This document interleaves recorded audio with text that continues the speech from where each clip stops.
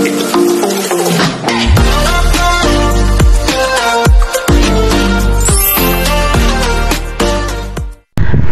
guys! Ayan, gagawa po tayo ngayon ng ginataang gulay. So, itong gulay na to is napaka-fresh po. Galing pa po ito sa puno, guys.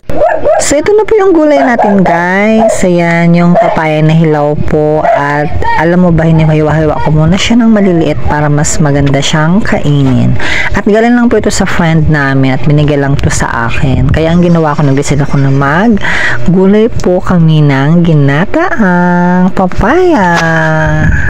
At ito na yung pangsahog natin, guys, itong daing na to. So ang ginawa ko po dyan is binabad ko po siya sa tubig para hindi siya ganun kaalat pag ginahalo natin siya sa gulay.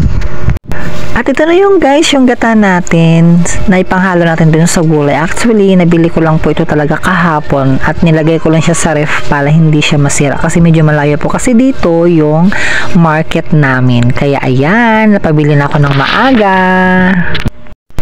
At ito na yung mga ricado natin, guys. In-slice-slice ko na po siya ng maliliit yung sibuyas at saka yung bawang po natin at hindi nawawala yung luya dyan kasi nagpapasarap din po yan sa gulay. Siyempre, meron tayong tanglad at gagamit tayo ng siling haba. Ayan po. At ito na, guys. Ayan, mag-start na po tayo mag-isa ng sibuyas, bawang at saka yung luya po natin para mampisa na yung pagluluto natin. At syempre, guys, isusunod din natin yung hiwa-hiwa natin na papaya at halo-haloin natin siya para mas medyo maluto-luto siya ng konti after natin ilagay yung gata dyan. At ito na, guys, ayan, nilalagay ko po yung pangalawang gata natin. At syempre, kami mga Bisaya, mahilig kami ng tanglad. Kaya, ayan, nilagyan ko po siya ng tanglad para maiba naman yung lasa niya. Para mas masarap siya.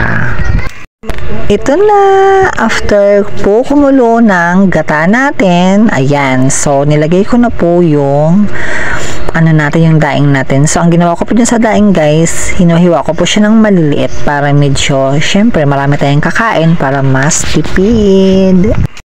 At syempre, guys, nalagay ko na po dyan yung unang gata po natin at syempre hindi pa ako nakokontento. Nilagyan ko pa po talaga siya ng i-buff para mas creamy po yung gulay natin.